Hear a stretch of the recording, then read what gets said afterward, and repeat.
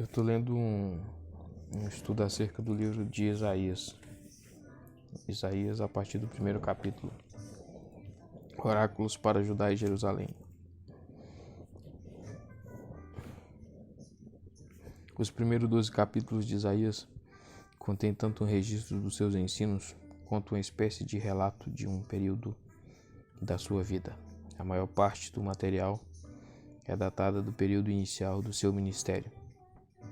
O tema central é a condição moral e religiosa de Jerusalém. O profeta oferece uma análise penetrante da Jerusalém em que ele vivia e contrasta a realidade sombria contemporânea com as glórias futuras que Deus planejou para a cidade. Muitos oráculos breves foram compilados e colocados em ordem para apresentar esse contraste de forma completa e eficaz. Primeiro, Jerusalém presente e futuro. Os capítulos 1 a 5 não apresentam nenhum material biográfico. Eles servem como prefácio do livro e chamam a atenção para a seriedade da situação em Judá e Jerusalém.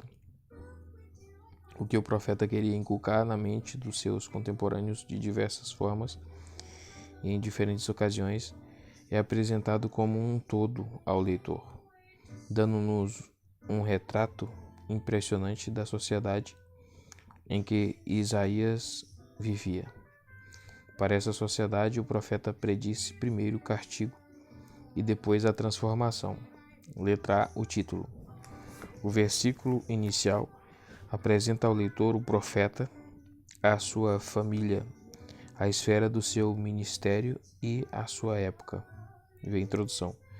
O termo visão, em vista do seu escopo, significa algo como revelação, em vez de uma única experiência visionária.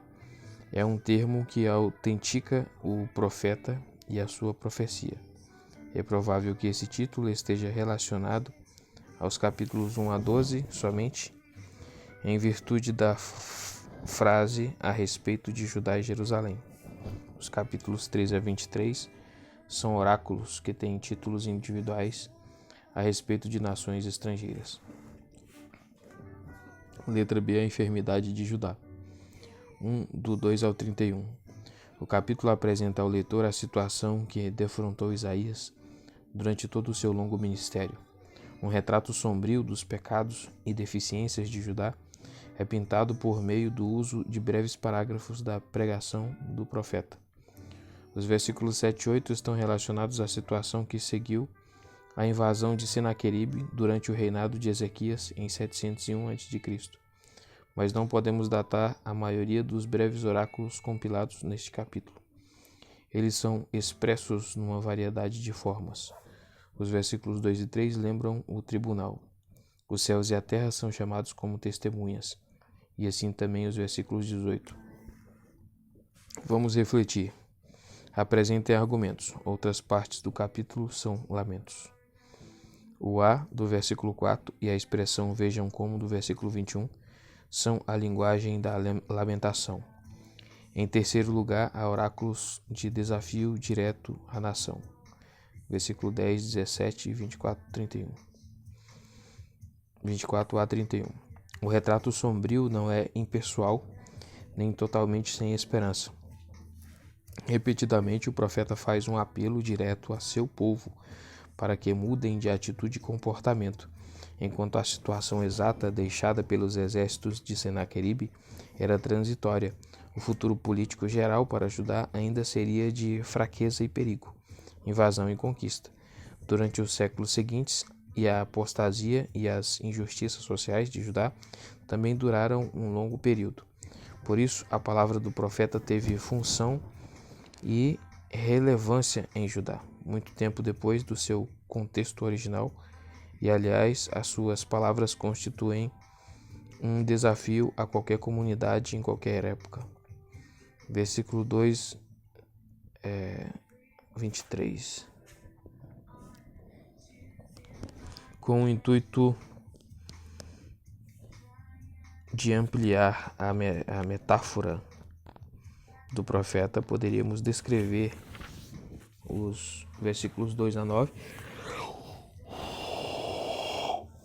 como o diagnóstico da enfermidade da nação, os versículos 10 a 23 como a receita para a cura, e os versículos 24 a 31 como o prognóstico. A enfermidade é dupla, é moral e perigosa, e também psicológica. O relacionamento de amor entre Deus e o seu povo foi rompido por causa da estupidez e desobediência voluntária do povo. Isaías ressalta desde o início a santidade de Deus. O Santo de Israel, versículo 4, é uma expressão-chave em todo o livro. O desastre físico, por outro lado, deve ter sido muito óbvio a todos. Jerusalém tinha escapado de ser capturada, mas o restante de Judá fora devastado pelos exércitos assírios. Por meio de comparações muito hábeis, o profeta retrata de forma muito vívida essa situação, versículo 8, e sutilmente realça a causa moral do desastre com a referência às cidades ímpias de Sodoma e Gomorra. Muitos judeus provavelmente consideraram essa comparação censurável. A nação não estava observando de forma meticulosa as exigências rituais da adoração a Deus. É verdade, responde Isaías, mas Deus rejeita toda essa parafernália de observância exterior, a não ser que seja acompanhada de justiça social e de consideração pelos desprivilegiados.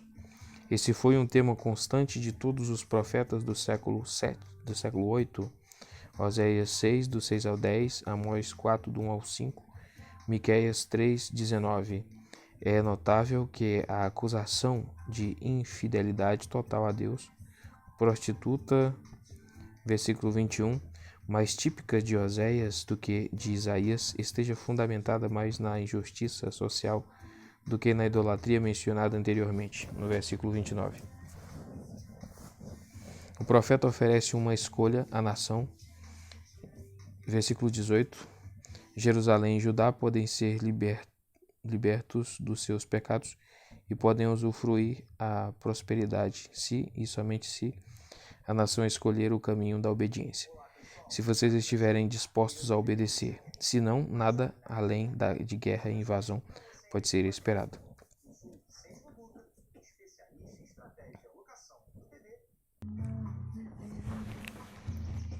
Versículo 24 a 31. Nesse parágrafo não há nada condicional. As intenções definitivas e inabaláveis de Deus para com a cidade santa são afirmadas claramente. Os verdadeiros inimigos, versículo 24, de Jerusalém, não são externos, mas aqueles dentro da capital que a esvaziaram de justiça e de procedimentos corretos. Por isso, a necessidade da cidade não é de paz, mas de justiça e de retidão. Ela precisa de purgação e purificação, mas purificação para que possa ser chamada verdadeiramente de cidade fiel. No contexto, redimida, versículo 27, é aproximadamente equivalente à purificada. Finalmente, faz-se a acusação de idolatria.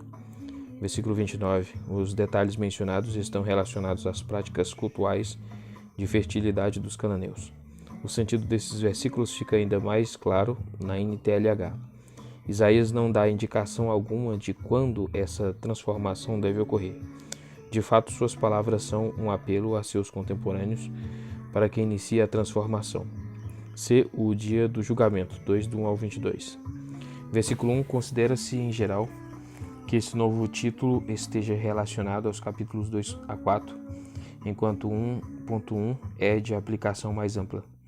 Isaías pode bem ter posto em circulação uma coleção dos oráculos de advertência em forma escrita, muito antes do final do seu ministério. Se ocorreu isso, esse título algum dia esteve no cabeçalho desse tal documento. Versículo 2 a 5. O tema do futuro de Jerusalém é retomado novamente em um oráculo em forma de hino, que também aparece em Miqueias 4:1. Isaías parece ter tomado o texto de Miqueias, o adaptado ligeiramente e acrescentado o versículo 5.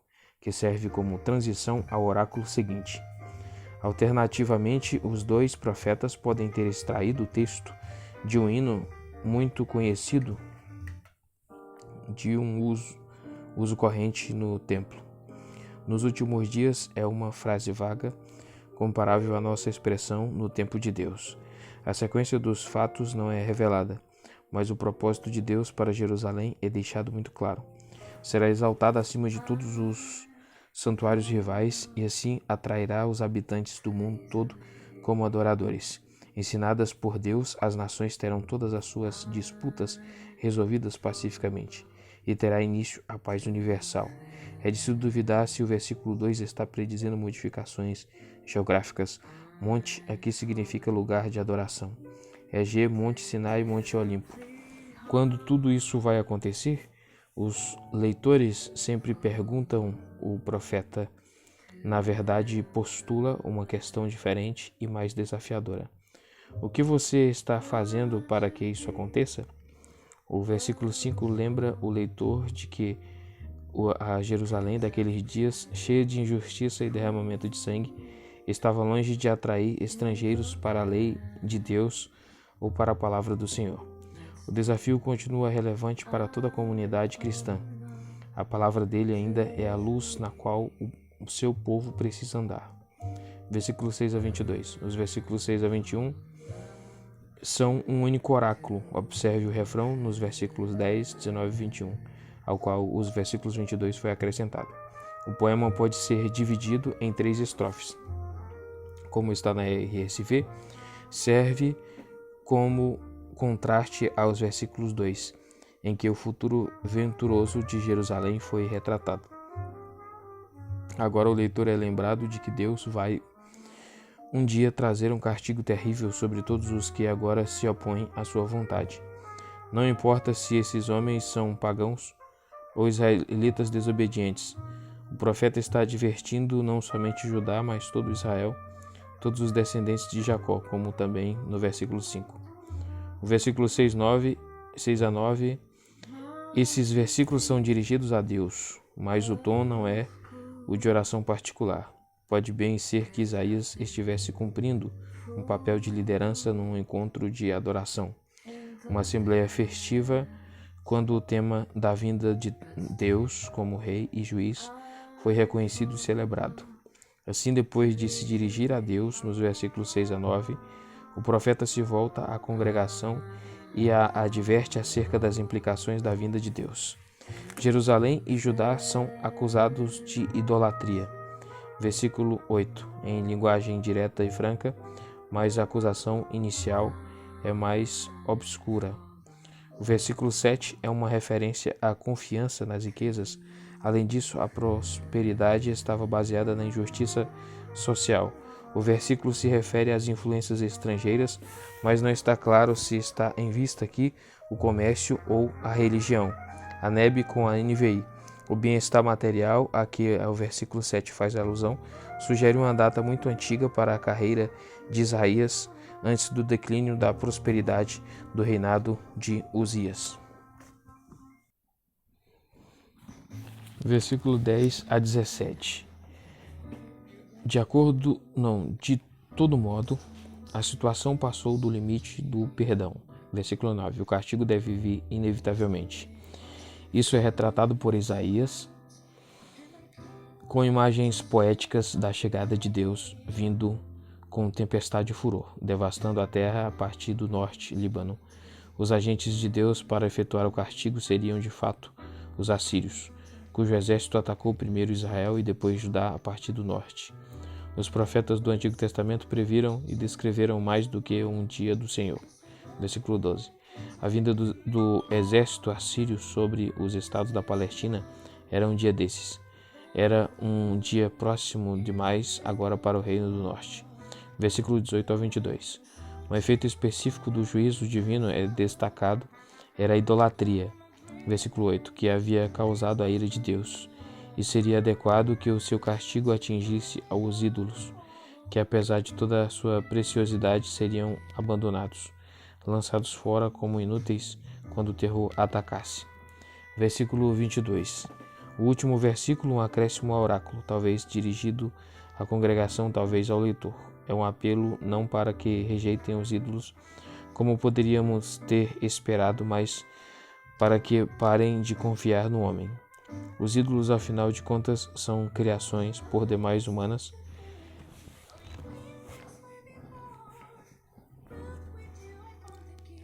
E o perigo mais sério e difuso para o povo de Deus em todas as épocas é que seja influenciado pelos padrões, pontos de vista e realizações dos homens. Somos lembrados de que até mesmo os homens mais influentes da sociedade são simples mortais, sem significado especial algum à vista de Deus. O versículo também é uma tradição para o capítulo 3. Letra D, a derrocada da sociedade, 3:1 a 4:1. Versículo 1 a 15. O tema da liderança une 3 oráculos distintos. Versículo 1 a 9, versículo 10 e 11 e versículos 12 a 15. Os líderes contemporâneos de Jerusalém são repreendidos, e a nação é advertida de que o pior está por vir. Até mesmo governantes opressores são melhores do que a anarquia sem liderança que Judá vai enfrentar. Versículo 1 a 9. Esse oráculo talvez tenha sido dirigido à corte, mas é digno de nota que não se diz nada acerca do rei. Isaías prevê o dia em que a terra ficará órfã de homens de experiência e conhecimento, no estado geral de fome que vai vigorar. O vívido retrato sugere a situação que seguiria a invasão e a deportação. O exercício assírio geralmente deixava um rastro de grande devastação atrás de si. Os assírios deportavam os cidadãos e administradores principais dos estados que consideravam rebeldes, embora com frequência deixassem o rei nativo para governar a sua terra arruinada. Em tal situação, diz o profeta, os cidadãos vão estar desesperados para que alguém assuma a liderança e vão escolher o sujeito mais relutante com o mínimo desejo de ser promovido.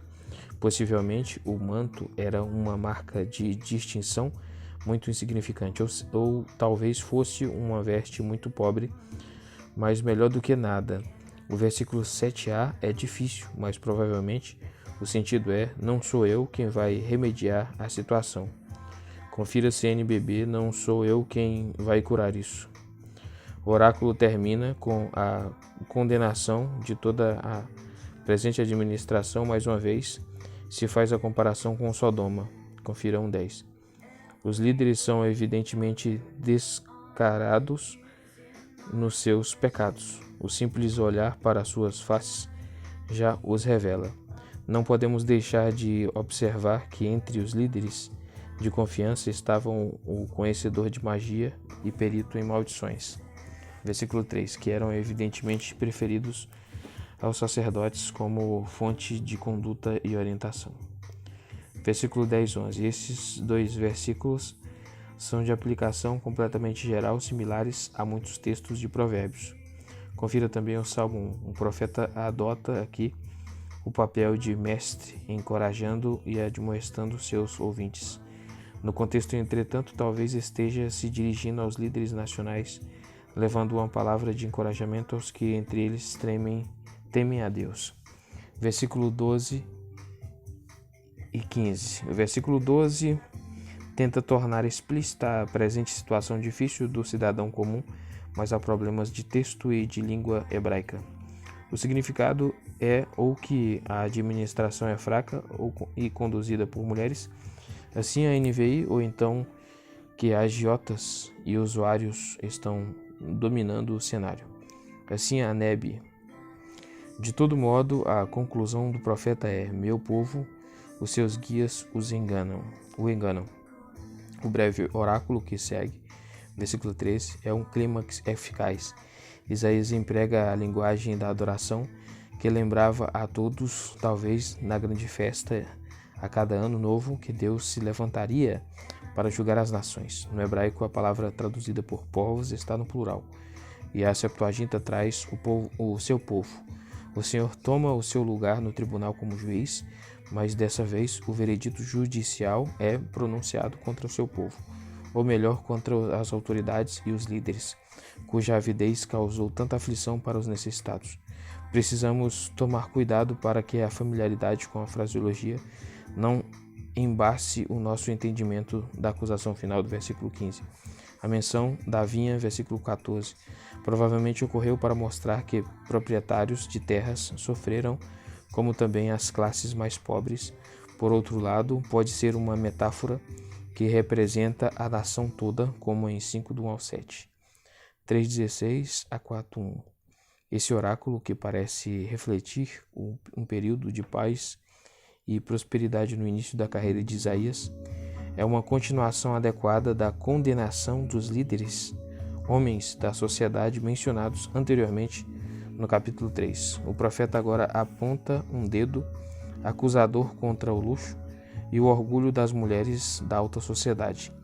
Ele interrompe o poema para dar um catálogo em prosa de alguns dos preciosos e caros enfeites. Não foi tanto a ostentação que ofendeu esse profeta do século 8, mas o fato de que o dinheiro que pagou esse luxo havia sido extorquido dos pobres. Amós 4:1, Isaías prediz que a ostentação pública vai ser substituída pela humilhação pública. A última frase do versículo 17 significa ou nudez, desnudará a BJ, ou então uma marca na testa, Neb. O profeta em seguida volta sua atenção das mulheres da elite para a cidade de Jerusalém como um todo, versículo 26. Tantos homens vão morrer no combate, versículo 25, que as mulheres vão ficar desesperadas em busca da posição mais baixa na sociedade, 4.1, exatamente o oposto da sua elevada posição presente, junto com os símbolos da ostentação do seu status. Letra E, a restauração da sociedade, 4 do 2 ao 6 e 4 do... Isso.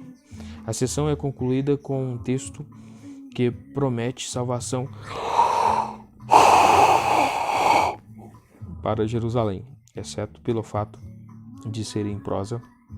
Ele corresponde exatamente ao texto inicial da seção 2.2.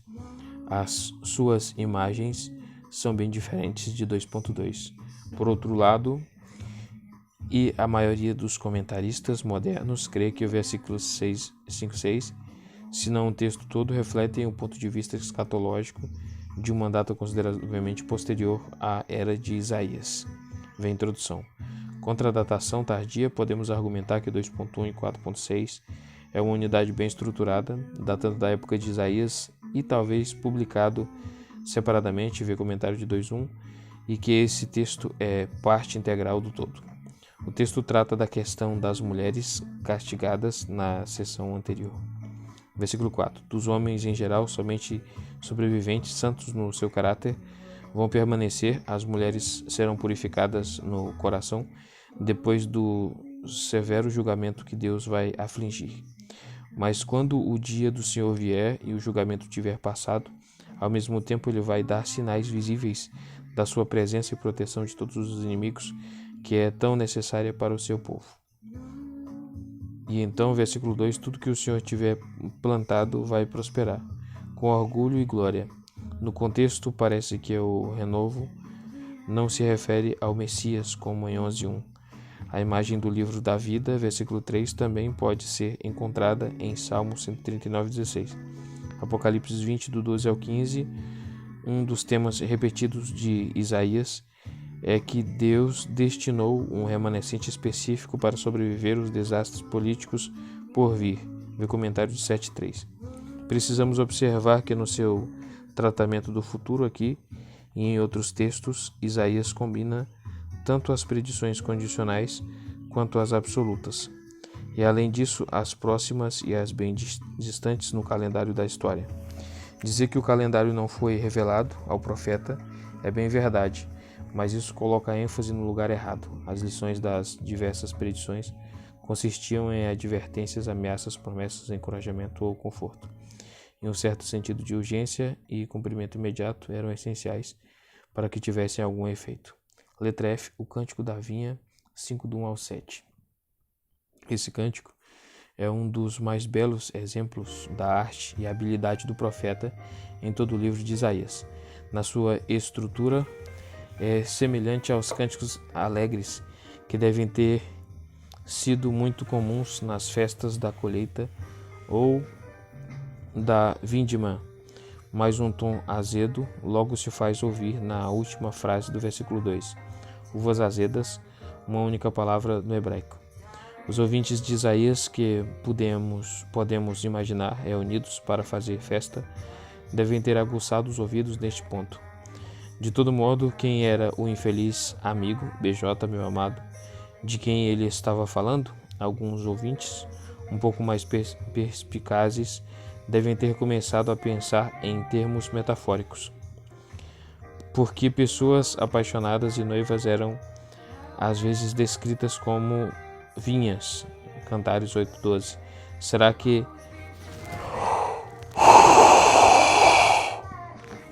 Será que o profeta estava se referindo à esposa infiel de algum amigo? Nesse ponto, versículo 3, Isaías começa a falar na primeira pessoa, como se a vinha problemática fosse dele. Ele pede conselho à sua plateia. Somos lembrados da parábola de Natã, 2 Samuel 12, do 1 ao 7. O remédio que ele sugeriu deve ter chocado os seus ouvintes como algo extremamente drástico. E será que o profeta estava realmente propondo uma seca localizada, como Elias, que certa vez tinha ordenado uma seca muito mais séria? 1 Reis 17:18. A verdade só vem à tona no versículo 7. O Senhor é o dono, e Israel e Judá são juntas à sua vinha. A perversão da justiça é a essência da queixa de Deus por meio do profeta. Essa lição é inculcada com um magistral jogo de palavras, pois em hebraico justiça é mispat, enquanto derramamento de sangue é mispá, e retidão é sedaká, enquanto um grito de aflição é seaká. As palavras são extraordinariamente semelhantes, mas as realidades por trás das palavras são os contrastes mais extremos possíveis. Essa foi a acusação que ficou zunindo nos ouvidos dos habitantes de Jerusalém. De fato, um gosto desagradável na boca na época da festa da vindima.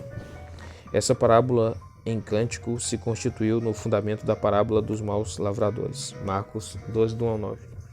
Letra G, um versículo sextuplo. Não, veredito sextuplo. 5, do 8 ao 23. Essa seção de 6 ais segue de forma muito adequada o Cântico da Vinha, que reflete de maneira breve e em forma ilustrada os defeitos grosseiros da sociedade. Os ais seguem fazendo acusações detalhadas, citando os castigos que certamente seguirão. Como nos capítulos 3 e 4, o retrato de luxúria despreocupada sugere um período inicial no ministério de Isaías. Um dos maiores problemas da sociedade israelita nos dois reinos era a questão da propriedade. De maneira fácil e rápida, demais, a sociedade se polarizava entre os grandes proprietários de terras, de um lado, e os componentes afligidos pela pobreza, por outro. Ver no comentário de Kaiser uma discussão muito útil da economia de Judá. Em certa medida, esse processo era inevitável, mas indubitavelmente era acelerado pela avidez por terras por parte dos ricos, que são repreendidos no versículo 8. A ameaça do versículo 10 é de uma colheita muito fraca. Uma vinha de 10 alqueires vai produzir aproximadamente 30 linhos de vinho, enquanto a colheita de trigo vai ser meramente 1/10 da semente semeada. A veracidade dos ricos proprietários de terras era combinada com sua devassidão e maldade, o seu escárnio diante da verdade e sua perversão dela. Com esses homens na liderança da sociedade, o profeta lamenta: todo o povo está condenado ao exílio. O que falta é o conhecimento de Deus. Os versículos 14 são parênteses. discorrendo em termos mais gerais acerca do destino da elite de Jerusalém e acerca do prazer de Deus na justiça e na retidão, contrastando com o versículo 7. O versículo 17 retrata a forma vívida e o despovoamento que o exílio vai causar. O versículo 18 pinta um retrato nítido dos esforços que alguns homens vão fazer para violar as leis de Deus. No último ai, Isaías, que é o versículo 22 e 23, Isaías destila o seu escárnio sobre os impotentes juízes, que não tinham a determinação ou a coragem de resistir ao suborno e à corrupção. Só havia uma atividade em que podiam reivindicar habilidade e maestria. Letra H, a ira do Senhor, 5 do 24 ao 30. Originariamente, Isaías pode ter falado as palavras dos versículos 24 e 25 em outro contexto. Observe que a Nebe transpôs estes versículos para depois de 10:4, os versículos 26 a 30 são novamente um oráculo separado. Mesmo assim, a ordem do capítulo 5 faz sentido como está os ais dos versículos 8 a 23, conduzem naturalmente à expressão da ira divina. E o parágrafo final retrata os detalhes vívidos, os agentes humanos, embora sem lhes dar nomes, do castigo de Deus sobre o seu povo. O versículo 25 termina com palavras conhecidas, que servem como refrão da longa passagem de 9:7 e 10:4. Daí procede a decisão da Nebe e de diversos comentaristas de transpor este versículo para depois de 10:4. No contexto presente, o versículo liga o versículo 24 com os versículos 26 a 30. O povo de Deus rejeitou a sua lei e já sofreu por isso, mas a sua ira justa vai conduzir a mais castigos. O castigo lembrado no versículo 25 é muito provavelmente o ataque devastador da Síria contra o Reino do Norte por Tiglat-Pileser III em 734/3 a.C. A mão de Deus continua erguida, levantada para castigar e interligar. Versículo 26, a nação não é chamada pelo nome, mas evidentemente vem de longe. Se os versículos 26 a 30 eram originariamente um oráculo contra o Reino do Norte, então Isaías certamente tinha em mente a Assíria, e de fato a Assíria também meteria Judá em sérios apuros, embora fossem os babilônios da igualmente longínqua Mesopotâmia, que finalmente reduziriam Jerusalém às ruínas